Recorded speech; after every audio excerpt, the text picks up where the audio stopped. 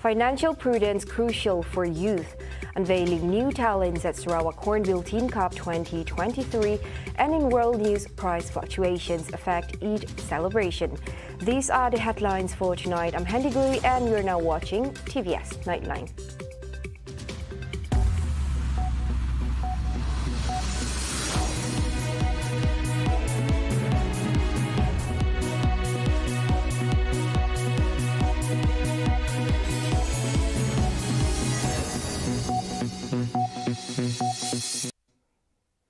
Inflation and high food costs pose as a challenge for Middle East and North Africa. During Eid al-Adha, citizens face difficulty in purchasing or selling livestock for the annual Muslim holiday, forcing them to choose between tradition and foregoing the celebration. Cattle market visitors encountered significantly higher prices this year compared to previous years, impacting citizens who were preparing for the upcoming celebration. Because of the war in Sudan, the sheep usually brought in from Sudan have not come in, and that is why prices are higher and people can't afford to buy like they do every year. The situation is bad, as you can see here. The people are here to look at the sheep but can't afford to buy them. Selling is low, people complain and say they are unable to buy, and prices are exorbitant because the prices of livestock food has risen. The prices vary according to different locations, but in comparison to last year, there is around a 20 or 30% increase in prices. I was planning to buy 2 sacrificial animals, but honestly, with these prices, I will only buy 1. Eid al-Adha commemorate the end of the annual Hajj pilgrimage. The Sarawak Hornbill Teen Cup 2023 competition serves as a platform for discovering and nurturing young bowling talents. Minister of Youth, Sports and Entrepreneur Development, Dr. Sri Abdul Karim Rahman Hamzah, emphasized that the tournament not only expands the pool of athletes, but also contributes to the advancement of the tourism industry while putting Sarawak on the international maps for both bowling and tourism. And I would want to see kalau dapat this Hornbill Cup will be a yearly or cup, will be a yearly cup to be maintained, whether by the present team that are looking after Abbas ataupun siapa-siapa lagi yang lain when they have retired, others that take over to continue on, or they can even introduce other tournaments. From the perspective of the ministry, the state, as well as Sarawak Sports Corporation, anything that could develop sport, anything that could build up the base of our athletes, where we can congkil bakat-bakat baru, we will always support. In addition, Karim highlighted that the Sarawak Hornbill Teen Cup 2023 is a valuable opportunity for other states to groom and train their athletes in preparation for the upcoming Sukma Malaysia Games in 2024. Kalau mereka training saja, tak ada competition, seperti apa yang saya katakan, it can be quite boring. Once a while you throw them into competition, then you will see. They will compete among themselves, and then that's how it is. The team is there. He said this during the Sarawak Hornbill Teen Cup 2023 press conference held at the Pandelela Rinong Aquatic Centre on Tuesday. The tournament features 36 teams, will be held from July 3rd to July 9th at Megalane Sarawak, Batu Kawah, Kuching. 22 from Sarawak, 6 from Sabah, and 2 respectively from MMBC Penang, Selangor, and TBC National Youth Kuala Lumpur. Youth should prioritize career growth and financial stability, Karim said, with reports revealing over 31,000 individuals aged 35 and below declared bankrupt from 2014 to May 2023. He also pointed out the importance of securing a solid career and improving financial status before indulging in extravagant lifestyles. Ya, berbalik kepada cara kita mengendalikan kehidupan kita. Kalau kita sudah bekerja, ataupun belia-belia selepas dia balik dari habis belajar, baiknya di college, baiknya daripada universiti, you must know also apa yang masuk dengan apa yang keluar mesti lebih kurang sama. Memang semua orang kalau dapat nak lebih-lebih. Umur 20 tahun dah fikir nak beli kereta sport car. Well, the bank will always be willing to give you the finance. Dengan ada guarantor 2-3 orang dan sebagainya. Tapi can you maintain or not? Earlier, Deputy Minister in the Prime Minister's Department, Legal and Institutional Reform, Ramkopal Singh, stated that, based on the Malaysian Department of Insolvency MDI records, a total of 31,140 youths aged 35 and below have been registered as bankrupts from 2014 to May 2023. Concerned about the situation, the federal government has implemented a number of initiatives, including bankruptcy discharge for those declared bankrupt for debts of less than 50,000 ringgit and those who meet certain conditions beginning of March 1st this year.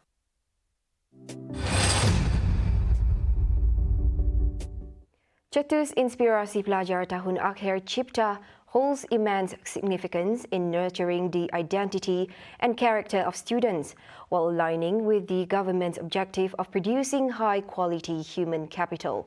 The annual event held at UTAMA serves as a vital platform to foster connections and collaborations among students, educators and professionals from various sectors. Deputy Minister Dr. Abdullah Saidul emphasized the event's aim to ignite students' motivation and ensure their unwavering enthusiasm for educational and career success. We have to build insan modal insan, kerana disitulah pentingnya dalam pembangunan fizikal ini. Kita juga ingin melahirkan kemanusiaan di kalangan generasi baru untuk melibatkan, mengukuhkan jati diri mereka dan dari segi kerohanian juga. So because it's no use to have dari segi kuantiti of benda-benda yang megah, yang tinggi, yang terbesar, tetapi kualiti manusia di kalangan kemegahan ini tidak seberapa. So kadang-kadang dalam sebuah masyarakat, bila keadaan fizikalnya tidak seberapa, pembangunannya kurang, tetapi mungkin kualiti manusianya hebat. He said this in his speech when officiating ceremony at Faculty of Applied and Creative Arts, UNIMAS, on Tuesday.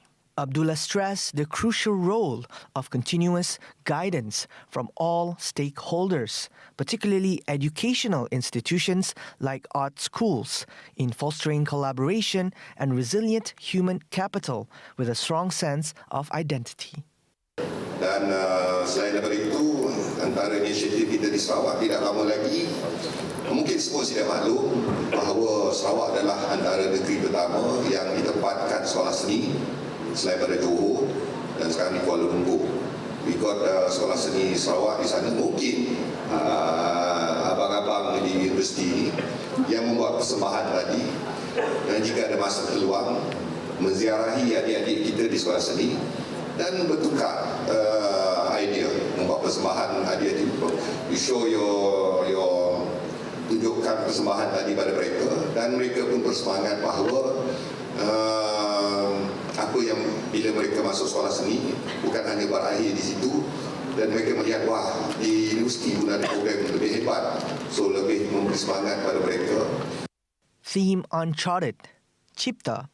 The 9-day event from June 19th to July 28th, 2023 features 7 programs from the faculty, namely Fine Arts, Design Technology, Cinematography, Music, Drama and Theatre, Arts Management, and Animation. The event also features 128 individuals and groups projects on display.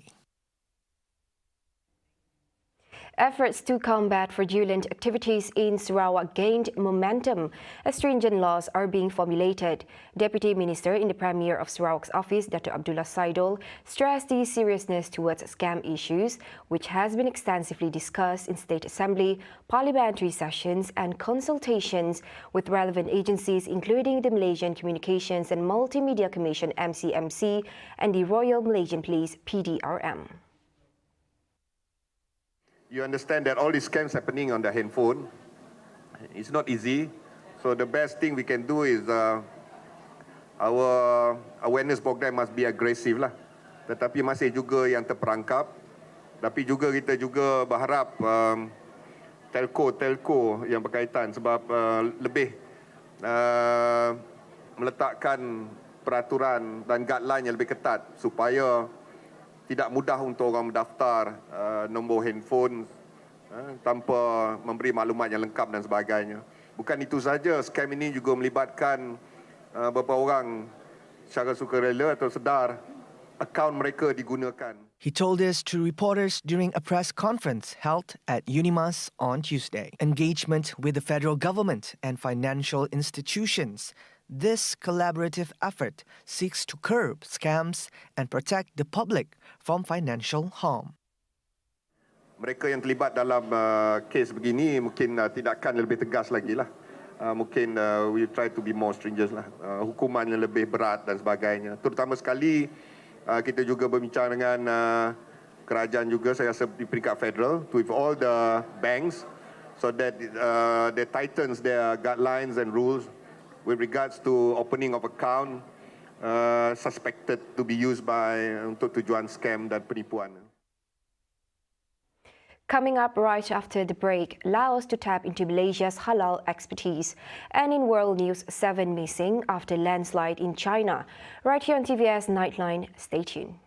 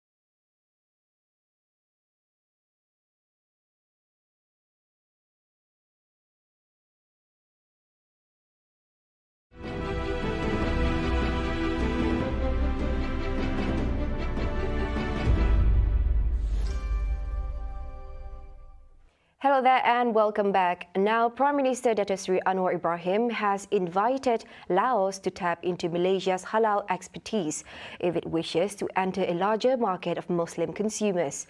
He further added that by venturing into the halal industries, especially in halal food, Laos would be able to expand its export business. We have a small advantage, and I think you should utilize it to be able to expand your exports to the Muslim countries and the Middle East.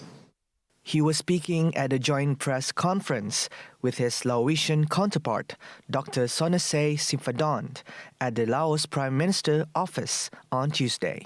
Anwar arrived in Vientiane on Monday for a 2-day official visit to Laos to further strengthen bilateral relations and economic cooperation with the ASEAN member state. Anwar's maiden visit to the ASEAN member state after being sworn in as the Prime Minister on November 24th last year was at the invitation of Simphadont. On a separate development, Prime Minister Datuk Seri Anwar Ibrahim has given an assurance that his administration would not compromise on issues of governance and corruption. He stated that it is a commitment of the unity government to start a new culture that is free of power abuse and corruption. He said this at a gathering with the Malaysian diaspora in Laos at the Malaysian Embassy on Tuesday. The ceremony was held in conjunction with Anwar's official visit to the country and was attended by about 230 people.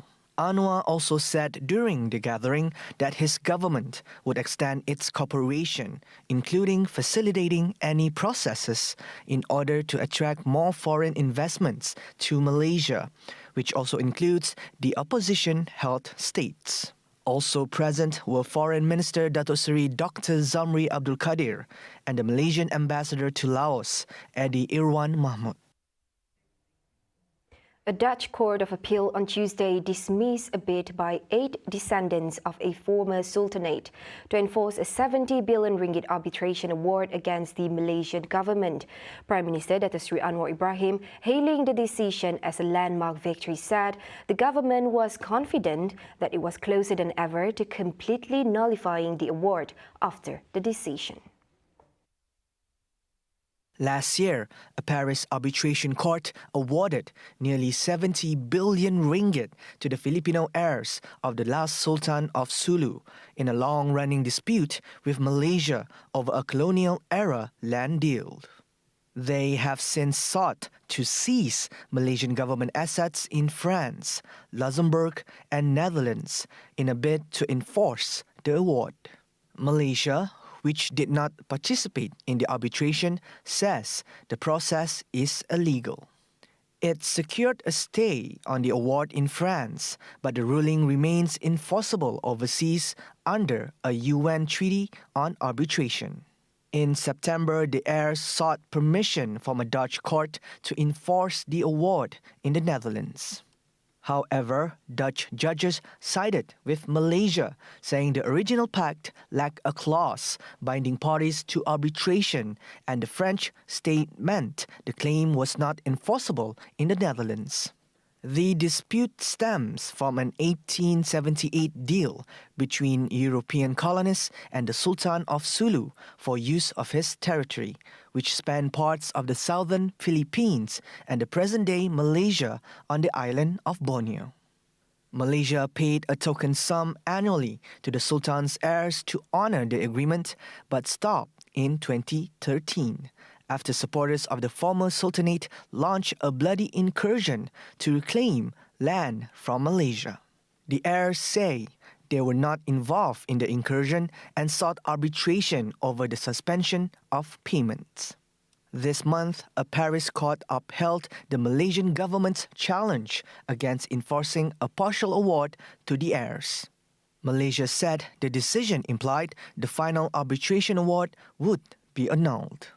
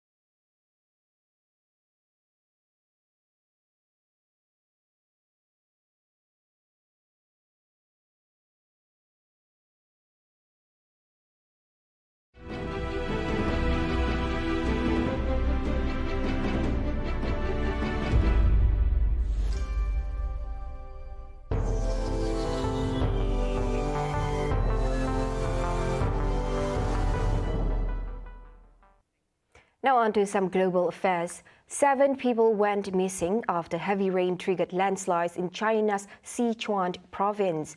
Over 900 people were evacuated and over 400 personnel were dispatched during the search and rescue mission. Previously, Wenchuan County was the epicenter of the 8.0 magnitude earthquake, which killed nearly 70,000 people in 2008.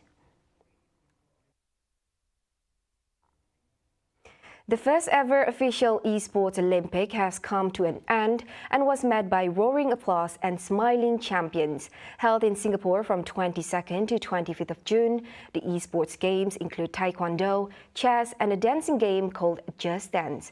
According to the International Olympic Committee IOC Vice President Ser Ming-eng, the games saw the participation of more than 130 players from 60 different countries. We have more than 130 players taking part from more than 60 countries. And this actually created a great opportunities for both the Olympic movement, the fans, the players. And at the same time, the series also attracted 500,000 of players taking part in the qualifiers. So this is a really, really exciting time for all of us. And probably a historical moment as well. At the same time, IOC Sports Director Kit McConnell stated virtual sport is one of IOC's 15 key strategic goals in the Olympic agenda to reach younger audiences to get them involved in sports. Agenda. It's really about using technology to reach out to young people around the world. And as we see technology grow and develop year on year, it becomes even more powerful as a tool for reaching out to the next generation. Here we've seen that technology come together with sport, 10 competitions, all these exhibitions and free-to-play zones going on around us. So it's really an effective way of reaching out to young people around the world to promote the Olympic movement and promote sport. Winners were in high adrenaline when spoken to, advocating to their peers to participate in the games. This is for all the women that play video games, that play Just Dance. You are capable and you're worth it. Yeah, I'm pretty tired from all the rounds. She was super fast in the first round, but I think she got tired in the second and third. That's when I could get my distancing and try and get some kicks in. I expected a lot from this tournament and I enjoyed it. And before the tournament, I considered myself as a favorite. I repeated and I managed to even win it. Other esports events during the Olympics include archery, baseball, cycling, motorsport, sailing, shooting, and tennis. Apart from the main competition, visitors were able to enjoy their time at the free-to-play zones, made the event a massive hit among gaming enthusiasts. Wrapping up the Nightline. In a world propelled by technological advancement, the boundaries between humans and machines are blurring. As such, Japanese university professor Masahiko Inami and his team have created a wearable and exchangeable multi-arm device to explore the social interaction between multiple users of the robotic limbs.